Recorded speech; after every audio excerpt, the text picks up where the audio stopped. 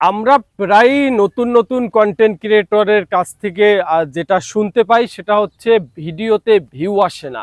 আসলে ভিডিওতে ভিউ আসতে হলে আপনার পেজে পর্যাপ্ত পরিমাণ ফলোয়ার্স থাকতে হবে। আবার এমনও দেখা যায় যে অনেক পেজে ৫০,০০০ ৬০,০০০ ফলোয়ার্স রয়েছে, অথচ তিনি একটা ভিডিও ছাড়লে ২০০-৩০০-র বেশি ভিউ আসে না। যেমন নতুন একটা পেজ খুললে সেখানে যদি ১০০-১৫০ ফলোয়ার্স থাকে, সেখানেও একটা ভিডিও ছাড়লে ২০০-২৫০ ভিউ আসে। আপনার পেজটি অনেক বড়, প্রায় ৫০,০০০ ফলোয়ার্স আছে, তারপরও আপনি একটা ভিডিও ছাড়লে সেখানেও ভিউ আসে ২০০-২৫০। এর কারণ কি?